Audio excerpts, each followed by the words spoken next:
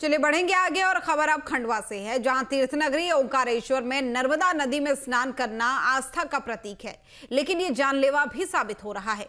इस साल अब तक 24 और पिछले साल जो है 62 श्रद्धालु अपनी जान गंवा चुके हैं। अधिकांश श्रद्धालु इंदौर, महाराष्ट्र और गुजरात से है, जिन्हें नदी की गहराई का अंदाजा नहीं होता।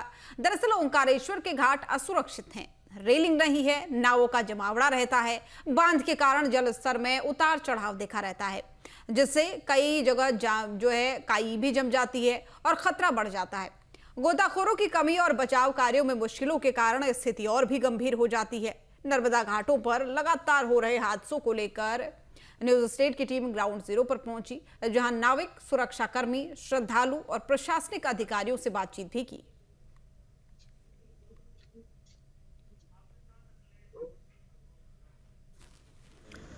और सहयोगी अखिलेश ठाकुर हमारे साथ खंडवा से लाइव जुड़ चुके हैं। अखिलेश, देखिए, ये बहुत बड़ी गंभीरता का मामला तो है ही है, क्योंकि अक्सर होता है कि श्रद्धालु आस्था के चलते पहुंचते हैं स्नान करने के लिए, लेकिन कई बार नतीजे में उन्हें मौत भी मिलती है।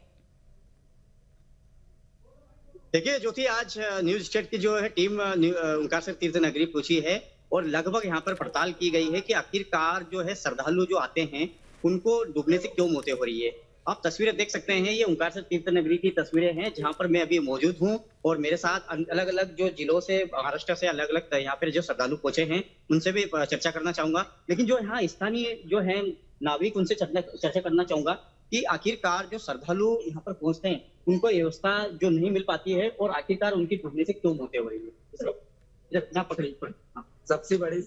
सबसे बड़ी समस्या है ओंकारेश्वर डैम, जो कि डैम से पानी क्या है कम ज्यादा होते रहता है, उसके कारण सबसे ज्यादा यहाँ पे मौतें होती है। और जैसे कि पानी ओंकारेश्वर डैम से कम हुआ तो यहाँ पे घाट खुले हो जाते हैं, मतलब गहराई बहुत ज्यादा है, उसके कारण मृत्यु होती है सबसे ज्यादा। बात करें अगर यहाँ जैसे घाटों पे जाली नहीं लगी रही है, यहाँ पर तमाम व्यवस्था भी नहीं, उसके कारण भी श्रद्धालु होती है और कई बार तो आप श्रद्धालु को बचाते हैं, कैसे बचाते हैं? श्रद्धालु को जैसे कि ओंकारेश्वर डैम से पानी छोड़ा, यात्री पानी कम रहता है तो आगे जाता है स्नान करने के लिए। जब ओंकारेश्वर डैम से पानी छोड़ते हैं तो यात्री कई बार बह जाते हैं, तो हम लोगों ने कई बार, तो ये सामने आप देख रहे हैं ना नागर जी घाट, यहाँ से कई लोगों को बोट से मतलब बचाया है ना, हमारे नाविकों ने, कई लोगों ने बचाया है। तो उसके बाद से पानी जैसे कम हो जाता है, गहराई मतलब निकल आती है, तो उसके कारण गहराई में आगे जाने से मृत्यु होती है। बिल्कुल, मेरे साथ अन्य लोग भी है, ज्योति, उनसे चर्चा करना चाहूंगा कि आप कहाँ से आए भाई साहब? और मुंबई से आए। क्या लगता है, ओंकारेश्वर तीर्थ नदी एक बड़ी तीर्थ नदी है, जो कि भगवान विराजमान आप इधर रहिए, तो किस तरह की यहाँ पर व्यवस्था होना चाहिए और आपकी क्या देखना है? यहाँ पे सामने देखिए, यहाँ पे कोई बैरिकेड्स वगैरह नहीं लगा है और सुरक्षा रक्षक कोई नहीं है, तो ये सब व्यवस्था यहाँ पे होना चाहिए और जगह जगह बाथरूम होना चाहिए कि हम लोग इतना दूर से आते हैं तो हमारे ये सब व्यवस्था मिलना चाहिए। आप भले उसका चार्जेस करो, जो आप चार्ज करो, हम देने को तैयार है, लेकिन पूरा यहाँ व्यवस्था होना चाहिए।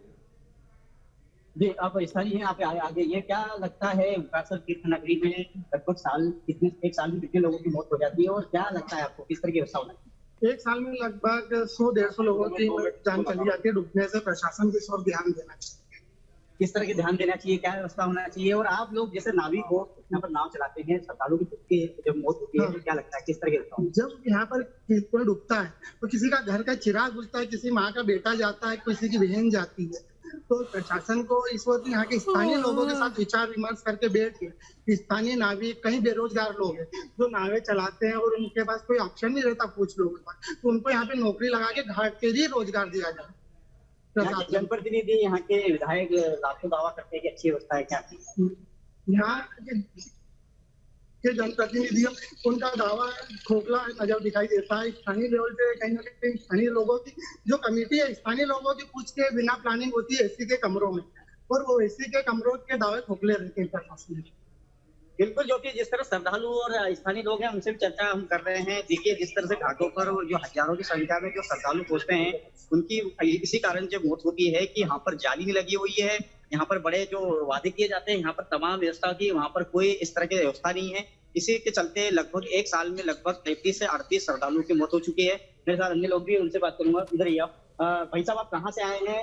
और यहाँ व्यवस्था की बात करें, सुरक्षा की बात करें, तो यहाँ पर देखिए आप खुले में जो घाटों के बिना ये खा रहे हैं, क्या लगता है किस तरह की व्यवस्था होनी चाहिए? व्यवस्था एकदम अच्छे से होना चाहिए, इधर बैरिकेड नहीं है, कुछ नहीं है, सब होना चाहिए। और वॉशरूम तो अपने के लिए ठीक है, पर लेडीज के लिए चाहिए ही चाहिए।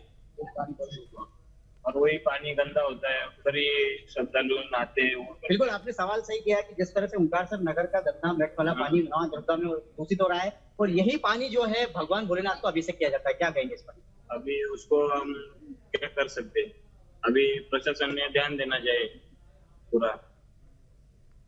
देखिए, जो तो देखिए बाहर के बिल्कुल श्रद्धालु हैं, अखिलेश, मुंबई के मुद्दे जो- तमाम हैं। स्नानघर होना चाहिए, रेलिंग होनी चाहिए, काई जो जमती हो। आपके मोबाइल पर तुरंत आएगी ब्रेकिंग न्यूज, स्क्रीन पर सबसे पहले दिखेगी बड़ी खबर, देश दुनिया की हर खबर एक जगह। अब आपके मोबाइल पर तुरंत फटाफट इंस्टॉल कीजिए न्यूज नेशन ऐप और रखिए खुद को अपडेट।